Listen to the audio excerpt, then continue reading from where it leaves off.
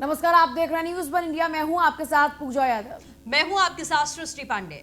देश में कोरोना मरीजों की संख्या 1 लाख के पार पहुंच चुकी है और कोरोना मरीजों की संख्या में इजाफा हुआ। अब 1 लाख के पार है आंकड़ा और एक्टिव केसेस है 58,802।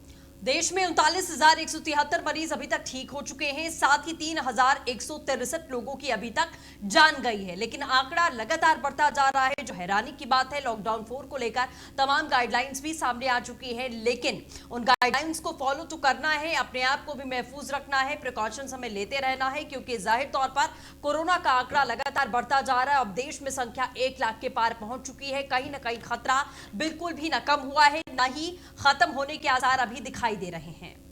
बिल्कुल, खतरा कम होने की बजाय अब खतरा बढ़ेगा इस ओर। बार बार जो भी तस्वीरें सामने आ रही हैं वो तस्वीरें इसी ओर इंगित कर रही हैं। देश में कोरोना से अब तक मौत के आंकड़े की अगर बात करें तो 3,000 का आंकड़ा पार कर चुका है। मौत का आंकड़ा कोरोना के चलते 3,163 लोग अब तक अपनी जान गंवा चुके, जबकि 1 लाख से ज्यादा लोग इस संक्रमण की चपेट में आ चुके हैं। सरकार के तमाम इंतजामात लॉकडाउन के चौथे चरण में प्रवेश कर चुके हैं, लेकिन अब तक आंकड़ों में तेजी के साथ में हर दिन इजाफा हो रहा है। सबसे ज्यादा चिंता की बात यह है कि अभी लॉकडाउन 3 की तरह लॉकडाउन 4 में भी काफी सारी रियायतें हैं और इन्हीं रियायतों के जरिए लोग लगातार मूवमेंट कर रहे हैं और यही मूवमेंट एक बड़ा खतरा पैदा कर रही है। बिल्कुल, जाहिर तौर पर ये सीधे तौर पर कहा गया कि ज्यादा दिन तक किस तरीके से देश को नहीं बंद किया जा सकता, अर्थव्यवस्था को भी पटरी पर लाना है। लेकिन कहीं ना कहीं अर्थव्यवस्था को पटरी पर लाने के चक्कर में जिस तरीके से तमाम चीजों को खोला गया है, यूपी में भी रियायतें बहुत हद तक दे दी गई हैं, जिस कहीं ना कहीं खतरे की घंटी आगे बढ़ सकती है। बिल्कुल, राज्य की ओर से अपनी अपनी अलग अलग गाइडलाइंस जारी की गई हैं। दिल्ली की ओर से, उत्तर प्रदेश की ओर से हर राज्य सरकार ने अपनी गाइडलाइंस जारी की है। आनंद कुशवाहा भिंड से जुड़ गए हैं जी, शिवम गौतम गाजियाबाद से हैं, लखनऊ से जुड़ गए हैं एसके वाजपेयी। एक बार सीधे लखनऊ का हम रुख कर लेते हैं। एसके, लखनऊ में इस वक्त क्या कुछ हलचलें चल रही हैं? क्योंकि उत्तर प्रदेश हो या फिर पूरा देश हो, चारों तरफ देख रहे हैं आंकड़ों में इजाफा हो रहा है। इस बीच उत्तर प्रदेश सरकार की ओर से इस चौथे चरण के लिए नई गाइडलाइंस भी जारी हो चुकी हैं। बिल्कुल, निश्चित तौर पर अगर हम राजधानी लखनऊ की बात करें तो जहां कोरोना के करीब 305 मरीज अब तक डिटेक्ट हो चुके हैं और जिसमें से 231 ऐसे मरीज हैं जो डिस्चार्ज हो चुके हैं। लखनऊ में अभी 73 मरीज ऐसे हैं जो एक्टिव पेशेंट्स के तौर हैं। जब से उत्तर प्रदेश सरकार ने लॉकडाउन 4 को लेकर अपनी एडवाइजरी जारी की है तो कहीं ना कहीं बहुत सारी ऐसी चीजें हैं जिनको सशर्त लेकिन छूट दी गई है। अब सबसे बड़ी चीज ये है कि जहां पहले जो मिठाई की दुकानें थी वो पूरी तरीके से बंद थी, अब उनको भी खोलने की अनुमति मिल गई है। हॉटस्पॉट इलाके के बाहर जो दुकानें हैं जो एसेंशियल सर्विसेज की थी, पहले सिर्फ वही खुल रही थी, लेकिन अब बाकी दुकानों को भी खोलने की अनुमति मिल गई है। खासतौर पर अगर हम हॉटस्पॉट इलाकों को छोड़ दें तो बाकी जगहों पर कहीं ना कहीं अब दुकानें खुल रही हैं। हालांकि लोग अब धीरे धीरे वहां पहुंचने लगे हैं और चीजें सामान्य हो रही हैं। जबकि अगर हम देखें यहाँ पर तो अभी ट्रांसपोर्ट की कोई सुविधा भी लखनऊ में नहीं दी गई है। ट्रांसपोर्ट की कोई व्यवस्था सरकार की तरफ से अभी तक शुरू नहीं की गई है, चाहे वो प्राइवेट ट्रांसपोर्ट हो या फिर सरकारी ट्रांसपोर्ट हो। लेकिन लगातार चीजें कहीं ना कहीं सामान्य जरूर हो रही है। बस एक चीज सामान्य नहीं है, वो है कोरोना मरीजों का लगातार निकलकर सामने आना। आज भी राजधानी लखनऊ में 8 नए मरीज डिटेक्ट हुए हैं, जिसके बाद कहीं ना कहीं उन इलाकों में जहां से ये मरीज आए हैं जरूर हड़कंप है, क्योंकि जिस तरीके से लगातार कोरोना के मरीज आ रहे हैं तो लोगों को यह समझना होगा कि यह रियायत उनकी सुविधा के लिए जरूर है कि कहीं ना कहीं इसमें उनको ज्यादा सावधानी बरतने की जरूरत है, क्योंकि लॉकडाउन के दौरान बहुत सारी चीजें नहीं खुली हुई थी और उन पर प्रतिबंध था। लोग घरों के बाहर नहीं निकल रहे थे, लेकिन जैसे जैसे रियायत मिल रही है लोगों का निकलना भी बढ़ा है, तो ऐसी स्थिति में कोरोना के संक्रमण को लेकर खतरा भी निश्चित तौर पर ज्यादा हो गया है। क्योंकि पहले की अगर हम बात करें और अभी की बात करें तो ज्यादा खतरा है, लोगों को ज्यादा सावधानी बरतने की जरूरत है। जहां उत्तर प्रदेश सरकार ने प्रदेश भर में मास्क को अनिवार्य कर दिया है, सोशल डिस्टेंसिंग के लगातार अनुरोध किए जा रहे हैं, बाकी जो दिशा निर्देश है उनको भी लोगों को बताया जा रहा है, जगह जगह पोस्टर्स लगाए गए हैं। लेकिन बावजूद इसके कहीं ना कहीं जिस तरीके से कोरोना का संक्रमण फैल रहा है वो जरूर चिंता की बात है। आज राजधानी लखनऊ के एक नए इलाके से भी कोरोना के मरीज मिले हैं, जो निश्चित तौर पर चिंता की बात है। जी, मध्य प्रदेश का एक बार रुक कर लेते हैं। वहां पर आनंद, मध्य प्रदेश की अगर बात करें तो यहाँ पर भी आंकड़ों में खूब तेजी से इजाफा हुआ और मध्य प्रदेश में भी आंकड़ों में इजाफा जब हुआ तो ये माना गया कि ये भी पूरा हाई रिस्क पर है राज्य। अभी क्या कुछ स्थिति बनी हुई है वहां पर?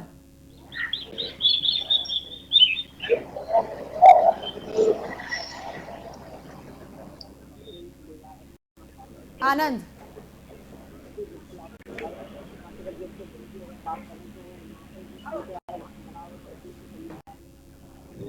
चलिए, लग रहा संपर्क नहीं हो पा रहा है। हम फिर से जुड़ने की कोशिश करेंगे, आनंद के पास में जाएंगे और समझने की कोशिश करेंगे क्या परिस्थिति है। गाजियाबाद का रुख कर लेते हैं। शिवम गौतम लगातार हमारे साथ में मौजूद है। शिवम, कुछ ही देर पहले हम आपसे बातचीत कर रहे थे, जिस तरीके से आंकड़े लगातार बढ़ रहे हैं, लेकिन अभी गाजियाबाद में तमाम मजदूरों की संख्या एक जगह पर एकत्रित होकर बैठी बसों का इंतजार कर रही है। उस मामले को लेकर क्या अपडेट आया अभी तक गाजियाबाद से?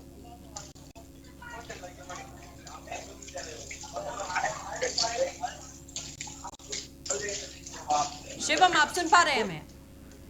जी जी शिवम, सवाल सुना आपने? जी। आज सुबह से बसों का ट्रैफिक की जा रही थी। बसों पे से जो प्रियंका गांधी वाड्रा की तरफ से गाजियाबाद और नोएडा को 1000 बस देनी थी। ऐसे में वो बस बॉर्डर पर मौजूद है और कांग्रेस का लगातार आरोप है कि उन बसों को गाजियाबाद और नोएडा में प्रवेश नहीं करने दिया जा रहा है। साथ ही उन्होंने भाजपा सरकार को घेरा भी है कि उनकी जो बसों की लिस्ट मांगी गई थी उसमें भी घोटाला किया जाए। कि हम लोगों ने जो ये बिल्कुल ठीक दी थी, उन्होंने उसमें गाड़ी स्थिति के नंबर दिखाए और हमारी सरकार को बदनाम करने की कोशिश। पर कहीं ना कहीं जो दिल्ली वाली पार्टी है, कांग्रेस पार्टी ने 1000 बस देने का वादा किया, क्योंकि भाजपा के मुख्यालय उत्तर प्रदेश के मुख्यमंत्री जगन्नाथ ने कहा कि जो 1000 बसें आपकी बॉर्डर पर मौजूद है, उन्हें 500 बस आप नोएडा के दीजिए, 500 बस आप गाजियाबाद से दीजिए। क्योंकि लगातार दिल्ली एनसीआर से मजदूरों का पलायन जारी था। ऐसे में यहाँ पर बेहद जरूरी थी कि बसों की व्यवस्था की जाए और मजदूरों को उनके गंतव्य स्थान तक पहुंचाया जाए। हालांकि शाम के 6:15 बज चुके हैं और अभी तक इन बसों का अता पता नहीं है। कांग्रेस से हमने बात की तो उनका कहना है कि अभी भी दिल्ली में हमारी 600 बसें फंसी हुई है, 400 बस हमारी आगरा में फंसी हुई है। प्रशासन वाला अनुमति नहीं दे रहा है उत्तर प्रदेश में घुसने की।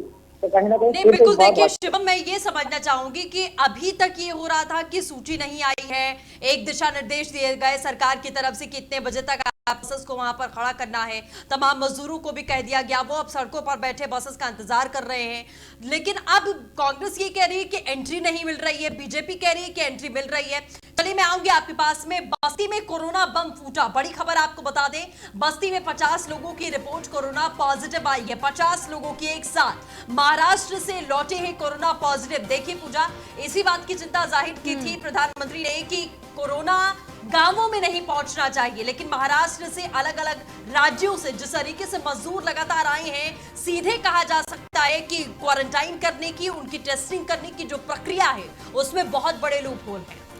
और बिल्कुल, और लगातार एसके बने हमारे साथ में। एसके, बस्ती में एक साथ इतने सारे केसेस का सामने आना अब ये उस चिंता को कहीं ना कहीं असलियत में तब्दील कर रहा है, जो चिंता बार बार जताई जा रही थी कि कोरोना बस गांव तक नहीं पहुंचना चाहिए, और अब इस कोरोना के कदम गांव तक पहुंच चुके हैं। बिल्कुल, निश्चित तौर पर चिंता की बात जरूर है, क्योंकि अगर हम उत्तर प्रदेश सरकार के आंकड़ों को देखें तो 10 लाख से ज्यादा लोग ट्रेन से उत्तर प्रदेश वापस आ चुके हैं। 6 लाख से ज्यादा जो प्रवासी जो उत्तर प्रदेश के बॉर्डर्स पे आ गए थे, उनको 12,000 बसें लगाकर 6 लाख से ज्यादा लोगों को उत्तर प्रदेश लाया गया। तो इस तरीके से 16 लाख से ज्यादा लोग उत्तर प्रदेश वापस आ चुके हैं। और जो खासतौर पर हम देखें, जो मुंबई से आ रहे हैं, महाराष्ट्र के विभिन्न इलाकों से आ रहे हैं, गुजरात से आ रहे हैं या दूसरे प्रदेशों से वापस आ रहे हैं, तो कहीं ना कहीं उत्तर प्रदेश के लिए चिंता की बात जरूर है। हालांकि उत्तर प्रदेश सरकार जो भी ऐसे लोग आ रहे हैं उनकी सबसे पहले स्क्रीनिंग करा रही है। स्क्रीनिंग कराने के बाद अगर कोई भी समस्या लगती है तो उनको इंस्टीट्यूशनल क्वारंटाइन में भेजा जा रहा है। चाह रही हूं, क्योंकि जब ये सिलसिला शुरू हुआ था मजदूरों के पलायन का, उनके गांव तक पहुंचने का, तभी ये तय किया गया था कि ग्राम प्रधानों की भी जिम्मेदारी होगी कि वो ये सुनिश्चित करें कि जितने भी लोग बाहर से आ रहे हैं उनका क्वारंटीन पीरियड पहले खत्म हो और उसके बाद में वो अपने घरों की ओर कूच करें। तो क्या इसमें बड़ी लापरवाही नहीं बरती गई? एक तरफ पलायन बड़ी समस्या रही, फिर उसके बाद पहुंच रहे लोगों का होम क्वारंटीन ना होना या फिर उनका तमाम नियमों को फॉलो ना करना अब इतनी बड़ी समस्या की ओर लेके जा रहा है हमें। बिल्कुल, निश्चित तौर पर बड़ी समस्या जरूर है, क्योंकि जहां शासन प्रशासन पूरी कोशिश कर रहा है कि लोग गाइडलाइंस को फॉलो करें, जो भी दिशा निर्देश दिए गए उनका पूरी तरीके से पालन हो, लेकिन बावजूद इसके लगातार इस तरीके की शिकायतें आ रही हैं कि लोग क्वारंटाइन पीरियड पूरा किए बगैर भाग गए या क्वारंटाइन सेंटर से निकल गए या वहां पर पहुंचे ही नहीं। क्योंकि खबर है तो बस्ती के संवाददाता हमारे साथ में इस वक्त है राघवेंद्र, उन्हीं का एक बार रुख कर लेते हैं। राघवेंद्र, बस्ती में इतनी तादाद में कोरोना केसेस का सामने आना, इसके बारे में ज्यादा डिटेल में जानकारी क्या कुछ है आपके पास में?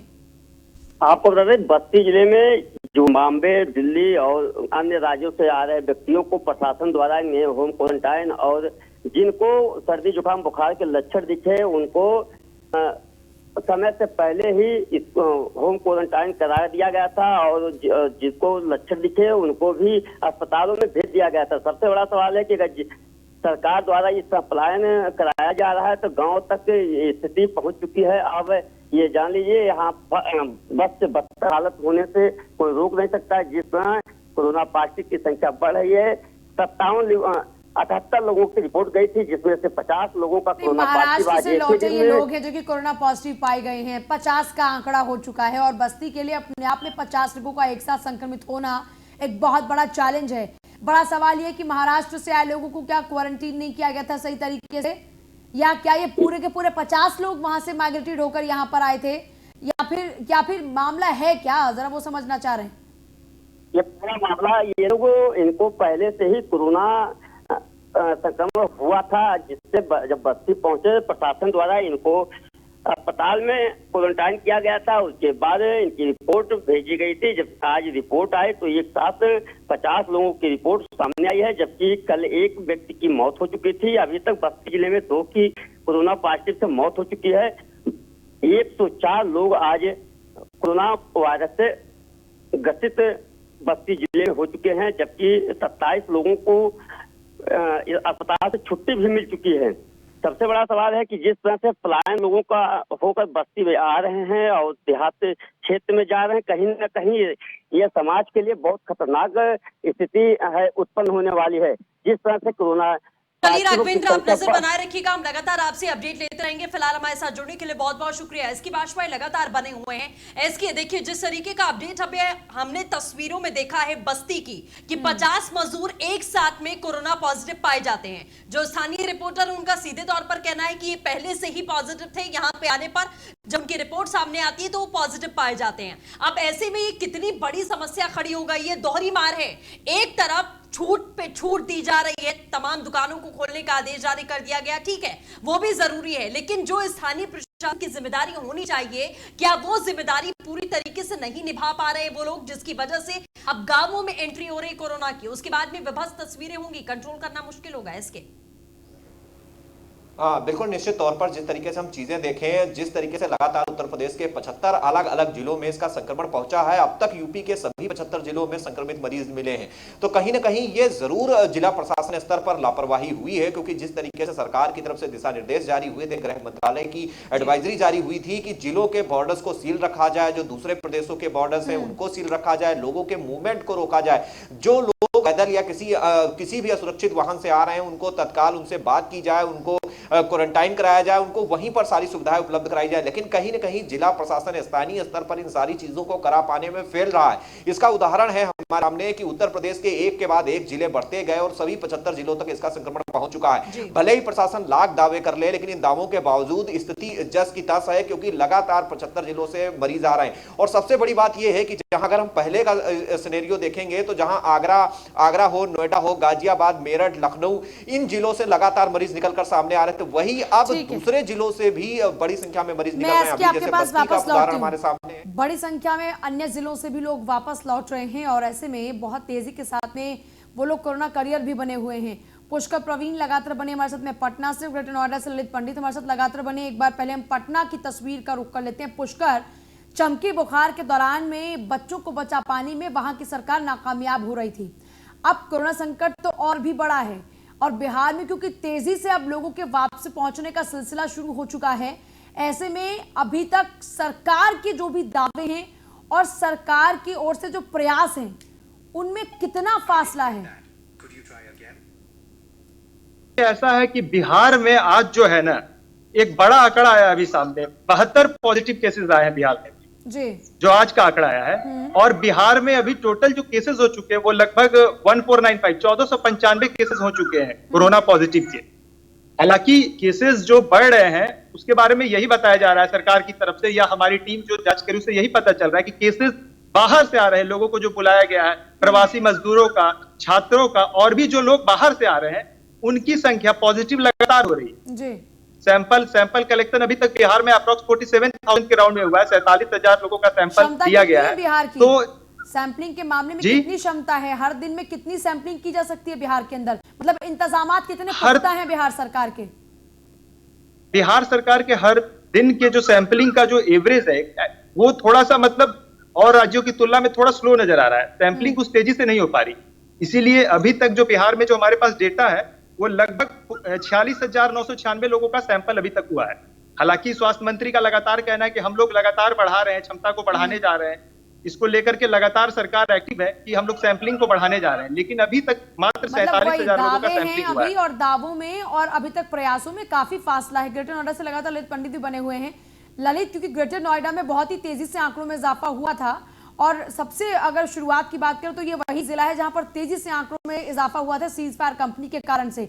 अभी हाल ही में हमने देखा कि लगभग दर्जन भर भी आंकड़े एक एक दिन में सामने आ रहे हैं। अभी तक जिला प्रशासन की ओर से क्या कुछ पुख्ता इंतजाम थे, और क्योंकि बसेस भी पहुंच रही थी, जो कांग्रेस के जरिए बसेस पहुंचाने की बात की जा रही थी, उनका स्टेटस क्या है? बिल्कुल, जिस तरह से अगर बस की बात है, बस पहुंचने वाली थी आज, उन बसों को लेकर के अभी तक यहाँ पर क्वेश्चन चिन्ह लगा हुआ है कि जो बसें हैं उनका कुछ पता नहीं है कहाँ पर है।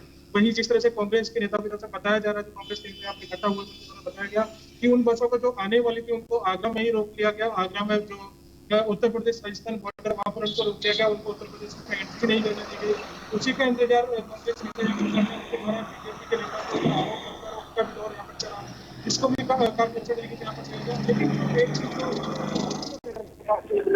उसको देखा जाए तो कहीं ना कहीं जनपद के अंदर कोरोना का आंकड़ा लगातार चरम पर बढ़ता जा रहा है। बीते दिन भी यहाँ पर जनपद के अंदर 31 मामले कोरोना के सामने आए थे, जिसमें एक मीडिया हाउस से बाकी 2 मोबाइल फैक्ट्री जो यहाँ पर अभी जिनका संचालन शुरू किया गया था, उन 2 मोबाइल फैक्ट्री के अंदर 8 और 10 लोग यहाँ के कोरोना संक्रमित पाए गए थे। तो एक कहीं ना कहीं एक बड़ी चीज ये है कि जिस तरह से जनपद के अंदर कोरोना संक्रमितों का आंकड़ा बढ़ता जा रहा है, वो भी एक बड़ा प्रश्न चिन्ह यहाँ के जिला प्रशासन की कार्रवाई पर खड़ा करता है। जी बिल्कुल ललित, यहाँ पर सवाल ये भी उठता है, जिस तरीके से अभी आपने बताया कि मोबाइल फैक्ट्रीज की बात कर लें, मीडिया कंपनी की बात कर लें, तमाम जगह लगातार कोरोना कम फूटता जा रहा है। तमाम बॉर्डर्स को न जाने कितने समय पहले सील कर दिया गया था, लेकिन अब ये जो लोग बार बार बाहर से आ रहे हैं, अभी तमाम मजदूरों का जत्था नोएडा में भी मौजूद है, बैठे हुए लोग इंतजार कर रहे हैं कि कब हमारी बस आएगी। सरकारें आपस में ऐसा लग रहा है कि अपने अपने द्वेष के चक्कर में उन लोगों का हाल पूरी तरीके से भूल चुकी हैं, और जिसकी वजह से जो स्थानीय निवासी हैं उनको भी कहीं ना कहीं भुगतना पड़ रहा है। बिल्कुल, लगातार इस तरह का देखने को मिलता है जनपद के अंदर। जिस तरह से आज भी देखा गया कि आज सुबह से काफी भारी संख्या में मजदूर जो ग्रेटर नोएडा में डिपो है, कासना डिपो, वहाँ पर इकट्ठा हो जाते हैं। उनको वो अपने घर जाने के लिए जिला प्रशासन से गुहार लगाते हैं, लेकिन जिला प्रशासन के पास में बसों की अनुपलब्धता होने के कारण उनको उनके समय तक नहीं पहुंचाया जा सका। अभी भी काफी लोग ग्रेटर नोएडा में डिपो है, कासना डिपो पर काफी लोग इंतजार कर रहे हैं कि कैसे ही उन्हें बस मिलेगी। कुछ लोगों से हमने बात करने का प्रयास किया, उन्होंने हमें ये बताया कि जो अभी यहाँ पर बस थी सुबह वो पहले जा चुकी है, लेकिन अभी जिला एक सवाल ललित, क्योंकि फिर एसके के पास एक बार जरा रुक करेंगे। सवाल ये है क्योंकि अब परमिशन मिल चुकी है, पहले अभी तक जो बॉर्डर था नोएडा का उसको सील किया गया था, लेकिन अब दिल्ली से आने वाले तमाम वाहनों के लिए मंजूरी है जो ऑरेंज और ग्रीन जोन से हैं। तो ऐसे में अब तो बहुत मूवमेंट बढ़ चुकी है बाहर के वाहनों की भी नोएडा में।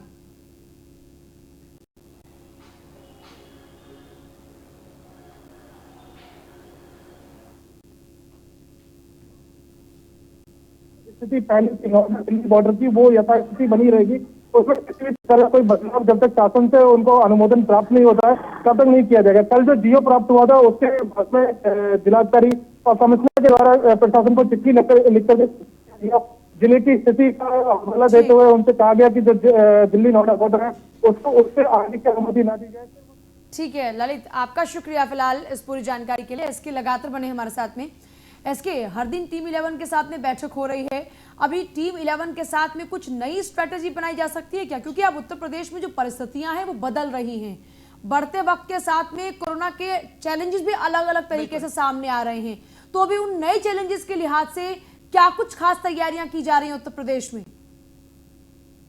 बिल्कुल, निश्चित तौर पर सीएम योगी आदित्यनाथ ने आज भी जब टीम 11 के साथ बैठक की थी तो कई नए विषयों पर चर्चा हुई थी, क्योंकि अब लॉकडाउन 4 शुरू हो चुका है, तो उसको लेकर सीएम योगी आदित्यनाथ ने अफसरों को निर्देश दिए थे, जिसमें सबसे बड़ी चीजें ये थी कि किस तरीके से जो लोग प्रवासी बाहर से आ रहे हैं उनकी ज्यादा से ज्यादा टेस्टिंग की जाए, उनको क्वारंटाइन में कैसे सभी सुविधाएं उपलब्ध कराई जाएं। अब क्वारंटाइन सेंटर्स पर सीसीटीवी लगाने के भी निर्देश दिए गए हैं, ताकि अब वहां पर की एक्टिविटीज हैं, अगर कोई भागता है तो ये भी पता चले, साथ ही साथ उनको खाना या अन्य कोई समस्या है तो वो भी सीसीटीवी के जरिए मॉनिटर हो सके।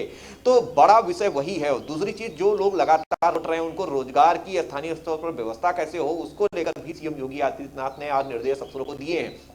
साथ ही साथ जो लॉकडाउन 4 के दौरान जो बड़े पैमाने पर रियायतें मिली हैं, बहुत सारे इकाइयों को, बहुत सारे प्रतिष्ठानों को खोलने की अनुमति हुई है, उन पर किस तरीके से चीजें बेहतर की जाए, इसको लेकर भी सीएम योगी आदित्यनाथ ने निर्देश दिए हैं। तो कहीं ना कहीं सरकार की स्ट्रेटेजी यही है कि पुलिस और बाकी जो प्रशासन है वो पूरी तरह के मिलकर काम करे। जहां सीएम ने आज भी कहा कि जो पुलिस प्रशासन है वो अपनी पेट्रोलिंग बढ़ाए और जो दिशा निर्देश हैं कि रात शाम 7 बजे से लेकर सुबह 7 बजे तक बेवजह कोई भी सड़क पर ना रहे, तो कहीं ना कहीं उसका पालन कराया जाए। तो कोशिश यही है कि जिस तरीके से छूट हो रही है उसमें सोशल डिस्टेंसिंग हो और जो भी दिशा निर्देश जारी किए गए हैं उनको सख्ती के साथ लागू किया जाए, उनका लोगों से पालन कराया जाए, वो अपील के जरिए भी हो। अगर कहीं पर लोग इसको तोड़ते हैं तो उनके ऊपर कार्रवाई भी की जाए। जी एसके, आपके पास वापस लौटेंगे। अश्विनी निगम कानपुर से और मेरठ से हमारे साथ में मोहसिन लगातार बने हैं।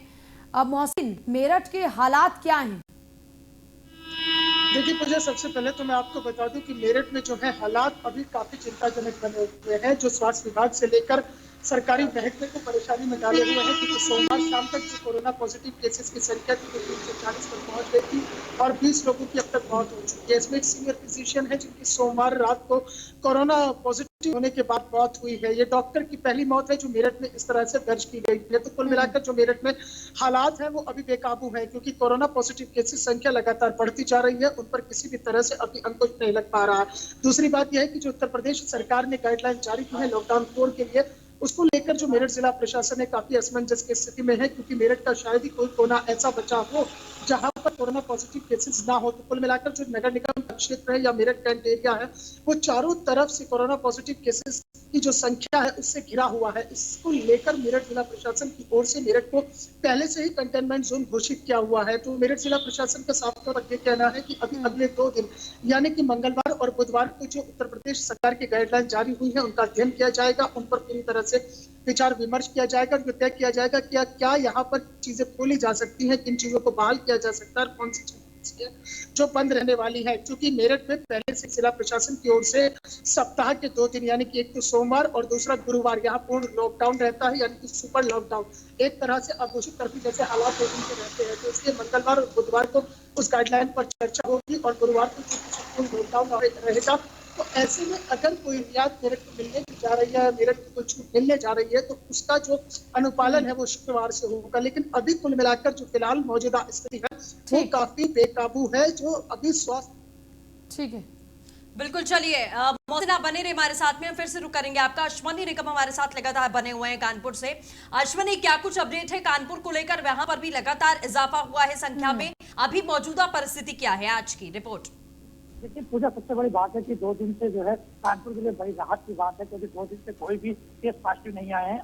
आज जो रिपोर्ट आई थी तकरीबन 250 लोगों की रिपोर्ट आई थी, उन लोगों में सारे लोग की रिपोर्टें जो है नेगेटिव आई है। और इसके अलावा अगर देखा जाए तो 316 लोग जो है एक्टिव केस में पाए गए थे, लेकिन अभी प्रेजेंट टाइम अब 269 लोग सही हो चुके हैं और उसके बाद अब सिर्फ 39 लोग ही बचे हैं जो कोरोना के पॉजिटिव मरीज हैं, वो सिर्फ अस्पताल में भर्ती हैं। ऐसे में देखा तो ये कानपुर के लिए बड़ी राहत की बात है, क्योंकि लगातार 2 दिन से किसी का पॉजिटिव ना आना और लगातार इजाफा होना, जो लोग भर्ती पे वो सही होकर के निकल रहे हैं। ऐसे में देखा तो ये कानपुर के लिए बड़ी राहत की बात है। पूजा, ठीक है अश्विनी, आपका भी बहुत शुक्रिया। एसके का एक बार फिर से रुक कर लेते हैं। एसके, क्योंकि अभी तक हम लगातार देख रहे हैं, आज तो सुबह से ही बयानबाजी पर बयानबाजियां हो रही हैं। कांग्रेस द्वारा जो लगातार बसें जारी करने को लेकर चिट्ठी लिखी जाती है, फिर खुद डिप्टी सीएम दिनेश शर्मा को सामने आना पड़ता है, उसको लेकर अभी तक क्या कुछ रिएक्शंस आ रहे हैं? जल्दी से। हाँ बिल्कुल, लगातार रिएक्शंस आ रहे हैं कि अगर हम देखें उत्तर प्रदेश सरकार की तरफ से सिद्धार्थ नाथ सिंह ने, जो कि सरकार के प्रवक्ता भी हैं, उन्होंने भी पक्ष रखा। उसके अलावा deputy CM doctor Dinesh Sharma ने सरकार की तरफ से पक्ष रखा, जल शक्ति मंत्री महेंद्र सिंह ने सरकार की तरफ से अपना पक्ष रखा और कांग्रेस की तरफ से भी लगातार ट्वीट्स आ रहे हैं, उनके बयान आ रहे हैं, चाहे वो अजय कुमार लल्लू हो या कांग्रेस के जो राष्ट्रीय सचिव हैं उनका भी बयान इस मामले पर आया है कि कहीं ना कहीं बीजेपी सरकार को जो हम बसेस उपलब्ध करा रहे हैं वो बसें नहीं ले रहे हैं, शासन प्रशासन की तरफ से अनुमति नहीं दी जा रही। हालांकि उत्तर प्रदेश सरकार ने यह साफ किया है कि हमने अपनी तरफ से अनुमति दी है, लेकिन कांग्रेस कहीं ना कहीं मामले पर राजनीति कर रही है। मैं और एक चीज पूछना चाह रही हूँ आपसे कि आगरा में जो कहा जा रहा है कि बसेस को रोक दिया गया है, 6:30 बज चुके हैं और 6:30 बजे ही बोला गया था कि बसेस पहुंच जाएंगी गाजियाबाद नोएडा, तो आगरा में रोकने की जो बात है इसमें कितनी सच्चाई है?